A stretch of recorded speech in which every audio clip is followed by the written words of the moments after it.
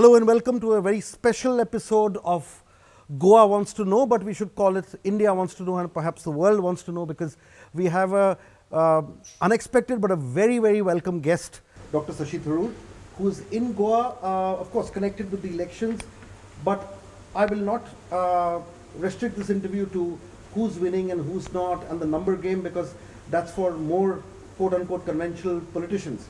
Dr. Tharoor needs no introduction, so I'll go straight on to my first question. And we know he's not a man of a few words, and we want him to wax eloquent on a subject or a topic which is very close to his heart and the organization that he's taken up, the responsibility that he's taken up with the All India Professional Congress. And I would like to restrict the questions to that avatar of yours. Sure. Dr. Tharoor, don't you think that this particular initiative, though of course I won't say it's a unique initiative, but how are you making it different from what others have attempted? You mean the All India Professionals Congress? Yes. Yeah, it's very different from what anyone has attempted, because I think no one has attempted it. We came up with the idea that, professionals, and I come from a family like that, are basically people who have professional qualifications, do jobs, get paid salaries, pay taxes, and feel completely disconnected from the political world. And you'll find them at the end of the day over their cocktails or their dinners complaining bitterly about the politicians, but without the sense that they can do anything about it or be heard by the people they're complaining about. So we thought, why not give these professionals a chance to actually have a connection to the political world? Have a forum to share their ideas, their thoughts, their expertise with politicians, and equally have a channel of communication. Obviously, it has to be done within a political party, otherwise it can't work. And so the Congress party decided to launch the All India Professionals Congress. And I must say that what we've done is modeled, I suppose the closest example you could get would be the Rotary Club, where you're modeling it on a chapter. The chapter or chapters are small enough that people can know each other and have a sense of fellowship, and large enough to take some effective action. So we've now got chapters in 27 states. Goa is one of the more recent ones. I'm very pleased that Elvis Gomes, who also is our candidate in the capital, happens to be the president of the Goa state chapter. And what we're trying to do is to encourage more chapters to come on stream. In fact, ideally, we'd like a chapter in Panjim, another one in Mapsa, a third one in Kalangut, whatever, and create enough of a critical mass, because Goa, of course, is a very middle-class state. There are lots of professionals, lots of educated professional people, and of course in a state like Goa, they have lots of experiences and ideas to share with us. Yeah, just taking off from where you left off, you see the middle class has been generally moving away from the politics of today. The professionals have been moving up. But also the contradiction of sorts is that the professional middle class is party agnostic, in the sense they may have beliefs and other things, but they are not rooted to a particular party. So how did you manage to kind of get them to a platform which is interesting, but yet has the religiosity of politics in it? Yes. Well, look, I think some of the people in the All India Professionals Congress may not have been habitual Congress voters, but came along because there was such a forum. Some are truly non-political, but they thought, here's a chance. We have good ideas on governance, on environment, on taxes, whatever. If one party will hear us, let's talk to that party. It doesn't mean we have to necessarily support them. But the majority are still Congress-minded people. That's inevitable, because you are associating yourself with an entity that is part of a political party. So you can't escape the sense of some sort of commitment to it.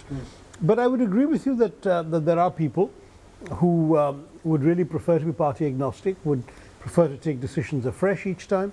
But what's happening, Shujoy, if I may say so, is that our politics is becoming so polarized that the non-political elements are actually fewer than they might have been, say, 10 years ago, if we'd had this conversation then. Because today, but that's an opportunity and a challenge both. Even within AIPC, people being quite passionate to the tune of even being, one might say, fanatic about the Congress party, even though they may come from purely professional backgrounds, because they feel such a visceral dislike for what's being done to the country by the other side. That's an interesting point, but you see, you are not limited to the few metros. You've got into places like Lucknow, for instance, and other places, where obviously it would probably work the other way. I mean, the middle class has been so indoctrinated and so on and so forth that they would it might be a challenge to get into places like Lucknow and get them out, because they are not agnostic by any stretch of imagination. But to get them to get to the Congress must have been a bit of a challenge. Yes and no. You know, for example, there are quite a few Muslim professionals in UP who have happily flocked to the All India Professionals Congress. And I would say that if you look at but our that's office, not surprising. That's not surprising. What is that's not surprising? surprising. In some ways, some would say it is surprising because in theory, the Muslims of UP have now flocked all to the Samajwadi Party, in theory. But in practice, I would say that amongst the educated intelligentsia, the professional classes, we still have a strong draw. Will it be right to assume that the Congress has also understood that India is changing and you really can't get to the people on the same issues of, say, caste or religion and so on and so forth? Yeah, well, the Professionals Congress in any case stays clear of that. So, I mean, if you look at the kind of things we've done. Some kind of a political expectation out of the process that is... So the biggest expectation is that there'll be a quality of input coming from the Professionals Congress that can be used to the wider party. So I'll give you two examples, if you like. When the demonetization happened and then the shock of the rather botched implementation of GST, a lot of industries suffered. So All India Professionals Congress Tamil Nadu did a study of the entire garment industry in Tirupur. They sent some of their members there to interview owners, workers, laborers, managers, as well as get some facts and figures from the balance sheets. And they did an excellent study of the impact on the economy of Tirupur's garment industry, which we then released to the media. It's not for an academic journal, it's for policy. In a very different context, after the cyclone in Kerala, we had AIPC Kerala coming up with a very interesting experiment in creating an app that would serve as an early warning system for coastal people. Equally of sort of slightly more theoretical value, but also policy implication. One of the chapters of AIPC Kerala did a study of people who had got engineering degrees. To find out their experience, how useful their degree was, what they were doing professionally now. And they established something that 66% of all those who had engineering degrees ended up in jobs that didn't require an engineering degree, which may sound funny, but in fact I've since verified that there are other studies that actually demonstrate something similar. Then you've had, for example, one of the first studies on air pollution in Delhi was done by AIPC Delhi. We've had some very interesting initiatives taken by AIPC in Bombay during the pandemic. A lot of very good lawyers got into it. We've had lawyers getting involved. I know a few of them. We have a strong legal cell. So we've tried to do different things in different places. UP I'll be honest and say it was a bit of a challenge. We had a very dynamic and energetic AIPC president, and then her husband went and joined the BJP. So we lost her. And I think she still regrets it, and I certainly regret it, but we took some time to actually get ourselves back up and running again. The party is losing quite a few people to the BJP. There's been a, but it won't get into that because that's not the nature of this conversation. One can overstate that.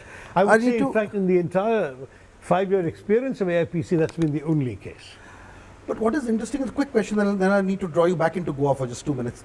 See, what also happens is the people who've left the Congress and gone to the BJP, you know, they were all very bright, intelligent, young people. I mean, young in terms of 60 is young. And so, but you know, you see everybody. Well, Jitin left, Jyoti left, and now RPN left, and these were your co-boys. Okay.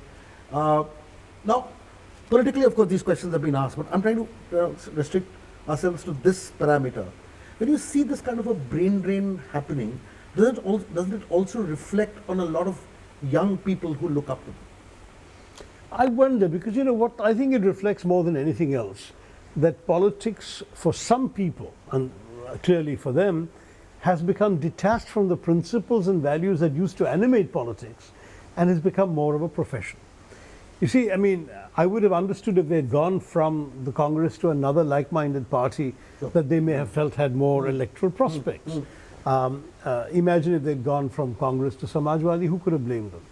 But if they'd gone from Congress to the BJP, a party that stands diametrically opposed to everything the Congress has believed and stood for and worked for a century, then I think it's difficult to accept that their original convictions were worth anything that they...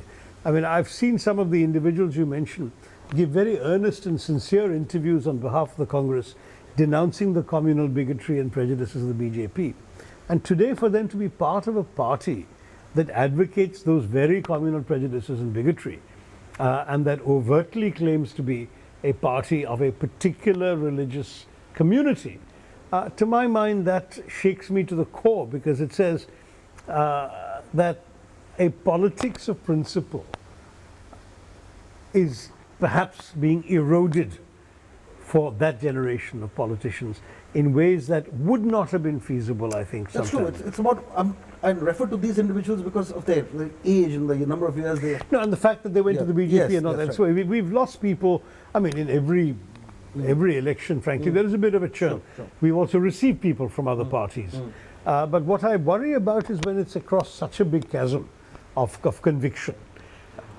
I'll bring you into Goa, but I'll bring you into Goa through England and Portugal. Okay. The reason I'll do that is that, you know, we all remember your famous talk in the Parliament in England, where you spoke about the Kohinoor and getting it back, and how the British need to apologize and so on and so forth. I'm just referring to that just as a context. What is important is that people in Goa, large number of young people in Goa who are entitled to Portuguese passports because of their parents and their lineage, are using that to move away from Goa because of lack of opportunities here, whether they're jobs or entrepreneurship and so on and so forth. And these are our real Kohinoors. These are the people who've moved away. And of course, the Congress ruled for a long time. Last 12 years, they haven't. Has anybody given a thought of getting those people back, you know, into the country and into the system? And how do you do that? Because the people who are actually leaving Goa are not really going to join, you know, Ernst & Young or the United Nations and so on and so forth. They are going to work and say, I'm not saying all of them are, but many of them are going and working very hard, facing a lot of hardships and leading a life which is less comfortable than the idyllic life of Goa. But yet they are going because they know opportunity. No, this is genuinely true, and we've seen similar stories with smaller numbers involved out of Puducherry with the French passport, and largely because these passports, the French and the Portuguese, give you access to the entire EU labour market. And you can work anywhere in the European Union, and therefore they think that multiplies the possibilities and of course the income. Some of them will come back anyway, especially once they put some euros in the bank, because their life is far more unpleasant than the life here. Some of them may not come back until and unless they find comparable opportunities. And I think that's where the question comes up for us. My formula would have always been, certainly what I would say to Indian friends when I was working at the UN, was that the best solution for India is to open up its economy, create so many more opportunities in the process that more and more of the brain drain will be reversed. To some degree it happened in the tech world in the 90s, in the first decade. I remember of my contemporaries, I was a humanities person myself, but my contemporaries, the entire graduation batch of the IITs would go to America. I mean, the entire batch. That's true. And they'd all get scholarships. So the chap who came first in class would get a scholarship to MIT or Caltech or whatever, and the chap who came last in class would get a scholarship to Georgia Polytechnic or whatever. But the truth is that they would all get scholarships because they were so good. By the early years of the 21st century, I would tell you that very, very large numbers of each graduating class were not leaving at all. Largely because they found that they had opportunities here, and very often those opportunities were as well remunerated as they could get abroad. Plus they had family nearby, parents, lifestyle comforts, the language, the food, the entertainment, etc. But funnily enough, this doesn't get into the narrative or the discourse of at least the politics of Goa, because since you're here, I understand, and that's partially because Goa was never a major IT hub, which is a shame. It could be, and also because I think, like Kerala, in many ways, you suffer from the fact that the hospitality industry and the tourism have been your biggest assets. Absolutely, and those don't really take a lot of very skilled, educated Yes. professional kind of people. And those people with those qualifications, they look around, there are very few companies in Goa that will absorb them. A lot of Goans work elsewhere in India. It's not as if they all go to Portugal. Sure. But some, as you rightly said, also look for opportunities abroad. The other thing that I've been noticing, and I just want your take on this, is that what happens is that the political ecosystem is getting more vitiated with people who really shouldn't be there to serve people, to put it very mildly, okay? And that's also happening in Goa, because what happens is that your whole process is you latch yourself onto a political leader who need not be the most inspiring person on earth, but you become that person's boy, or and then you work with him and his gang, as it were, and your whole political life is completely in that ecosystem, and you get bonded in a way. It's political bondage, and then all the other vices and everything come into it, and then you get into the same corrupt vicious system, and you know it all. It's not that. No, I haven't any personal experience of what you're describing, but I do believe you're right about some places. Yes, but what I'm saying is that's what's happening, and that also happens when there is lack of other opportunities. Because if you were settled, if you were your skill sets were being used, you probably wouldn't kind of latch yourself to one political leader and do that. Which is why Goa being such a small place, this whole issue of money power and so on and so forth has become so prevalent. And Goa, I don't know whether you know this or not, you must be knowing, has become one of the most expensive elections given the size of the state. You agree? Well, I'm hearing that. It's quite shocking to hear the kind of money that's floating around. And it's paradoxical, because precisely as you say, the state is so small, but it's also therefore a state where apparently the conclusion is that the spending of money can swing entire seats, because there's so few votes involved. Absolutely, yes. The entire electorate for an MLA seat seems to be about 28,000 people. So a few... Much less in some cases. Yeah, in some cases less. So a few hundred votes could swing a result. Your capital city has about 18,000 voters. Your capital, Panjim, as your capital. That will probably be one ward in Not even, because the wards in Thiruvananthapuram, I think, can accommodate a couple of MLA constituencies here. That's very true. So it is actually a bit of a challenge, but equally, the presumption is you can come and change something completely because the voter base is so small. One final question, because I guess it's late. It's late. Coming to the politics of this election, because I have to ask you one election question. What are you picking up from conversations and other things? Well, what I'm picking up is very good news for us. I think the anti-incumbency is extremely rife. And to some degree, the entry of some new players into this process has galvanized the old player, namely the Congress. And the Congress has a very interesting advantage now, because as you know, in the last election, we were the largest single party with 17 MLAs, and we ended up a few months ago with 2. Correct. So that means that we are able to actually go into this election with 38 fresh candidates out of 40. And in Not turn, out of design, but out of compulsion. But in turn, that means that we are an old, familiar party with new, exciting faces. And that's an irresistible combination for many. So what I've been picking up is that every successive week, our support base is going up. And increasingly, with 6 days to go, when you and I are speaking today, 6 days before the voting, I am more... So I beg your pardon, it's a little more than that. It's 9 days before the voting, isn't it? But it's a week of campaigning, and then there's a silent day and so on. So we've got a week left. The Monday after the next weekend. Exactly. I would say that we are in very, very good shape to actually give Goa the kind of government it deserves, which would, of course, be a government that genuinely wants to cleanse the Augean stables from 9 years of BJP misgovernance and misrule, and at the same time come up with some new fresh faces and new ideas. If we look at our candidate in the capital, Elvis is somebody who has been an IAS officer, who has actually served as commissioner of the city, demonstrated his commitment to the community and his respect for the environment and all this work, and now with a Congress label, he finds himself in a position to do even more good, and not just for his own constituency, but for the entire state. So these are the kinds of candidates we are proud of pushing. And I'm very pleased to say that Elvis also happens to be heading my All India Professionals Congress in Goa, which is where we started the conversation. One final question. Why are the anti-BJP parties, fighting against each other? Why are there so many skirmishes and I think you should ask and ego-filled, responses. I think you should ask the others. You should ask the others, because to me, I tend not to be a negative campaigner, even in my own elections, so I won't be negative here. Besides, I genuinely believe that in the longer term and in the national level, we will all have to work together. That's because the BJP is yes. such a major menace for this country. It's really transforming what India is all about into a cauldron of prejudice and bigotry and hatred in ways that are really appalling. And if this is not stopped, India will become an unrecognizably unpleasant place. And that's why I think that there's no point. Is there a space to work together?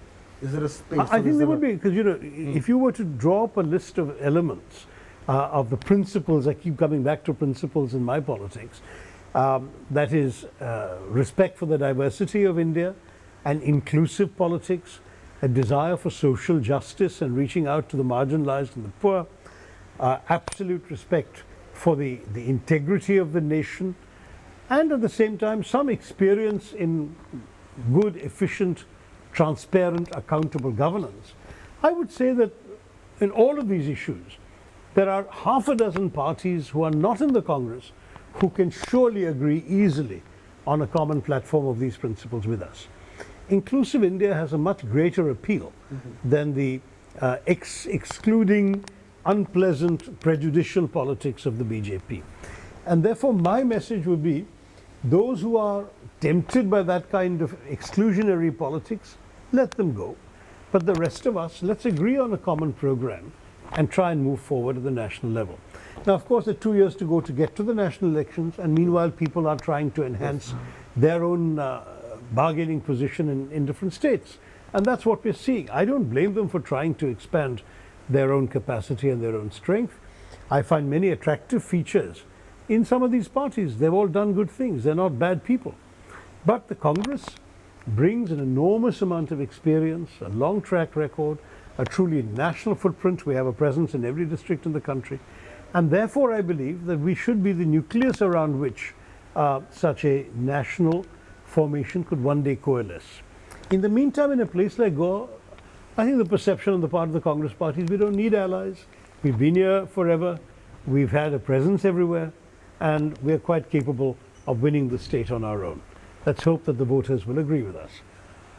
On that note, we need to end. Dr. Tharoor, it's been an absolute pleasure and a delight having you here and speaking to Herald TV. And I just wish that there's a delightful churn in the political ecosystem as well, and more young, fresh people with great ideas get into the system, the whole political system, irrespective of which party they get into. And we wish you all the best in your endeavors. Thank you. Thank you so much. Nice talking to you, Sir.